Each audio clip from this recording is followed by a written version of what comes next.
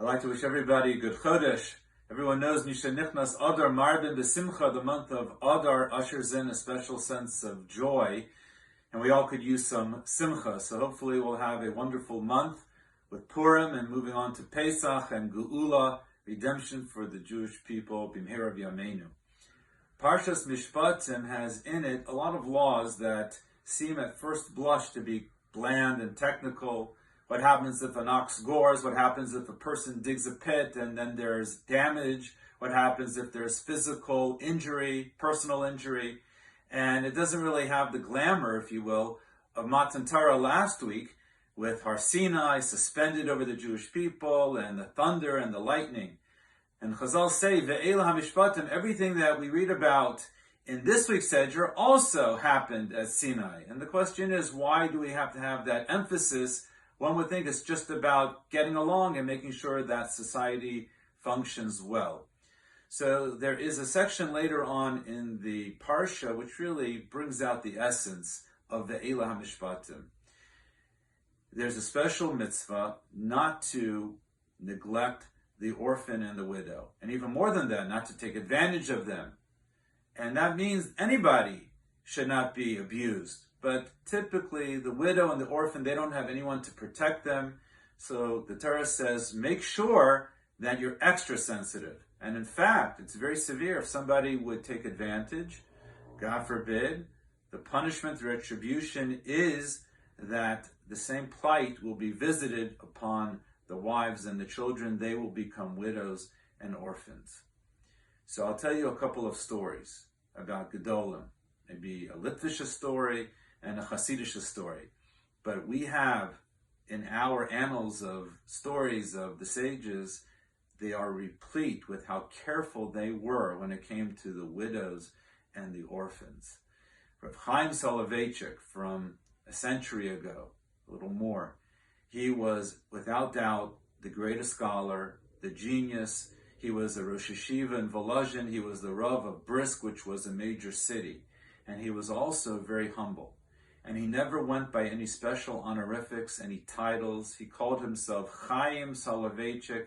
I'm a Pashada old Jew. I'm a simple Jew. Except when he would go to visit a widow in town, he would have an entourage, and he would tell them to announce before he arrived at the widow's home that the great Rabbi Chaim Soloveitchik, the son of the Gaon, the Beis HaLevi, the Rosh Yeshiva of Volozhin, the Rav of Brisk, the Abezdin, the Chief Justice of Brisk, the Gadol Hador is coming for a visit.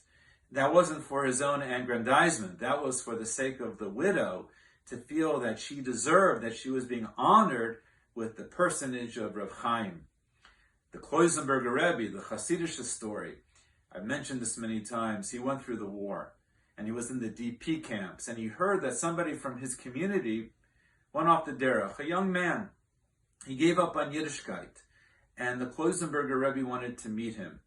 And he came, this individual, and after about an hour or two, he left the Rebbe, and he told his friends that he's coming back.